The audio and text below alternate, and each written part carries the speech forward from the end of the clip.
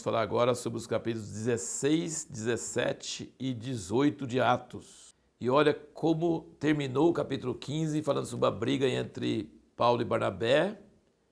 E Barnabé levou Marcos para Chipre, que era a terra dele, e Paulo escolheu Silas e foi visitando as igrejas que tinham sido levantadas naquelas regiões. E chegando, versículo 1 do 16, chegando também a Derbe e Listra, eis que estava ali certo discípulo, nome Timóteo, filho de uma judia crente, mas de pai grego. Deus usa até nossas falhas, nossas limitações, nossas imperfeições. Nós podemos dizer, puxa vida, que coisa, por que Paulo e Barnabé brigaram?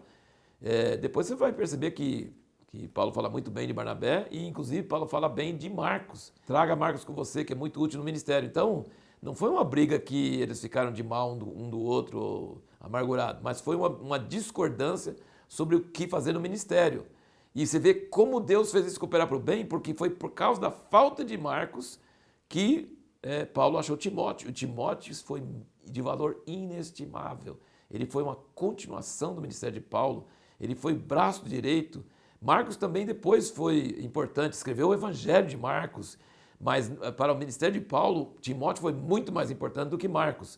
Então você vê como é que Deus usa até nossas imperfeições, nossas falhas, para trazer coisas boas, coisas muito de grande valor para nós. E a nossa pergunta no último vídeo foi como que Paulo decidia quais lugares ir e quanto tempo ficar em cada lugar. E você percebe aqui nesses capítulos que nós lemos hoje, por exemplo, a carta de Gálatas não é uma cidade, Galácia é uma região todinha da Turquia, né? Então eles passaram aquela região, tem muitas igrejas. Então a carta aos Gálatas era uma carta que era mandada para muitas igrejas naquela região. Mas eles foram impedidos pelo Espírito Santo de anunciar a palavra na Ásia. Então, várias ocasiões ele queria ir para um lugar e o Espírito Santo não permitiu. Algum impedimento no Espírito, alguma coisa que ele tinha que não estava errado, e ele não foi. E não sabia por quê, ele queria ir para lá, que é para o Oriente, no caso, né, para o lado da Índia, China, né, porque daquela direção, né? E o Espírito Santo não permitiu. E aí ele teve, aqui em versículo 9, de noite apareceu a Paulo essa visão, estava ali em pé um homem da Macedônia, que lhe rogava, passa a Macedônia e ajuda-nos.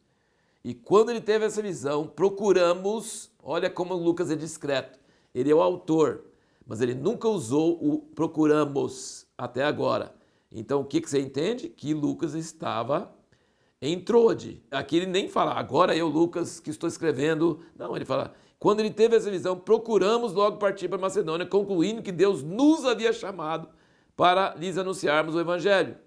Navegando depois de Troade, fomos em direitura a Samotrácia, e no dia seguinte a Neápolis, e dali para Filipos, que é a primeira cidade desse distrito de Macedônia.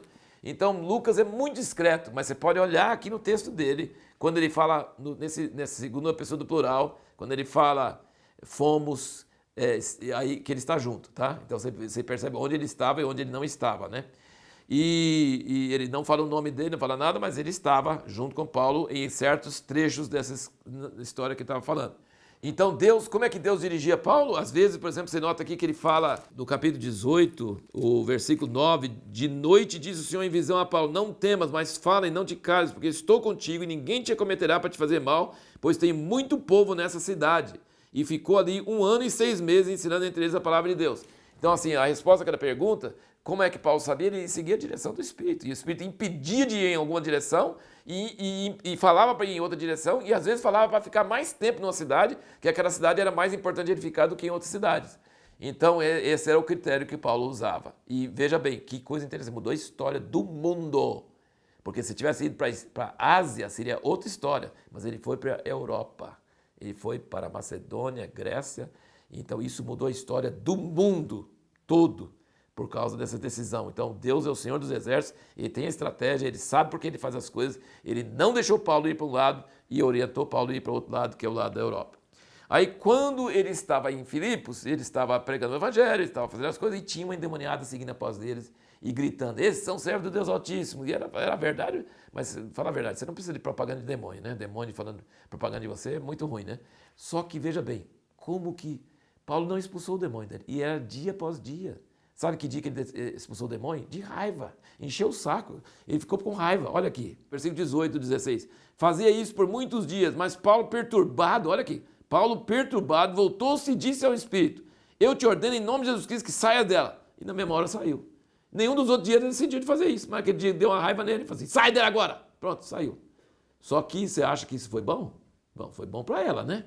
Mas os senhores dela, porque ela adivinhava coisas das pessoas, ela tinha um espírito de adivinhação, ela ganhava muito dinheiro, então eles jogaram eles na cadeia, açoitaram eles com muitos açoites. Eu não sei por que Paulo não disse que ele era cidadão romano, que eles não podiam fazer isso com ele.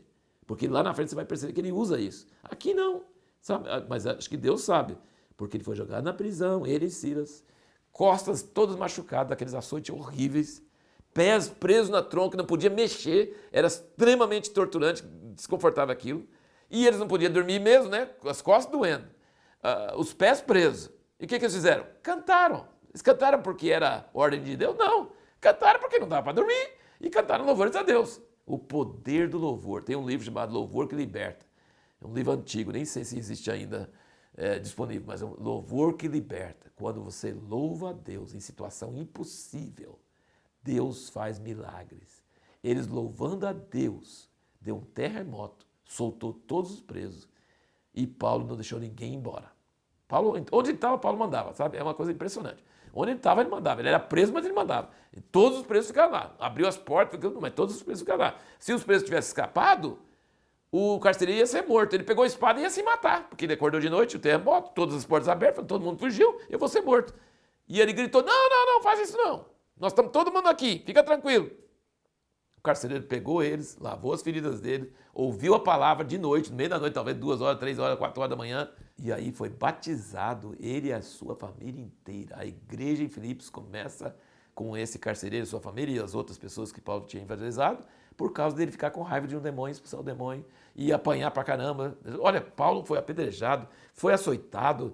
É uma vida dolorida, mas é uma vida gloriosa, né? Tremendo. Que coisa maravilhosa. E aí, quando os magistrados, não, solta eles, eu falei assim, não, nós somos cidadãos romanos, você não solta assim, não. Bate, prende, depois solta de qualquer jeito. Você tem que vir aqui vocês mesmos e suplicar pra gente ir embora, senão a gente não vai.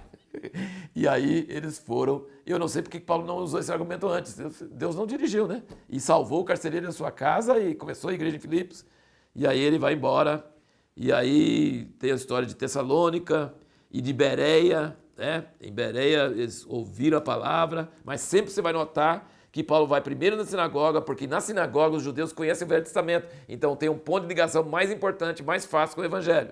Mas aí os judeus ficam com ciúme, porque vê tantas multidões chegando, fica com inveja, não quer isso, e começa a perseguir, e eles são muito fortes para convencer, e aí vai perseguindo.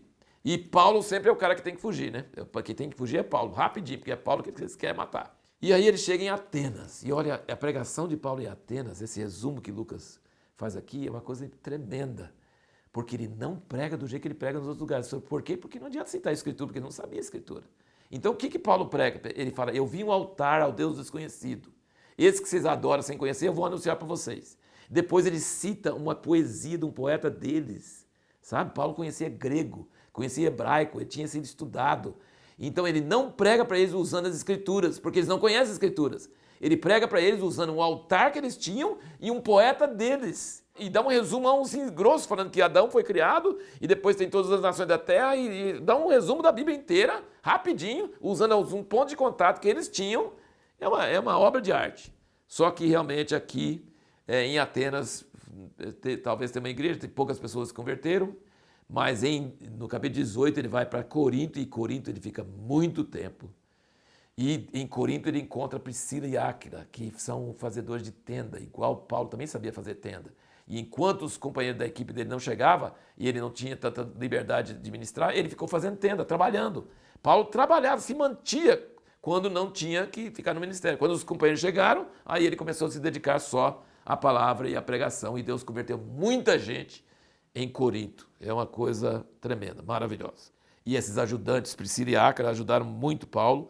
E depois eles pegaram Apolo, você vai ver no fim do capítulo 18, Apolo era muito eloquente da palavra, mas não conhecia Jesus, conhecia o batismo de João. E aí Priscila e Áquila pega esse pregador eloquente, ensina ele direito, e aí ele começa a pregar a palavra sabendo de Jesus. Então, como esse casal, Priscila e Áquila, foram tão importantes, não em pregação pública, mas em pegar um pregador eloquente e orientar ele melhor para que ele pudesse, e diz que ele ajudou muito os cristãos pela palavra dele, né? Depois que ele foi orientado e entendeu o evangelho direito. E a pergunta que nós vamos fazer agora para o próximo vídeo é: Qual foi a importância da equipe de Paulo?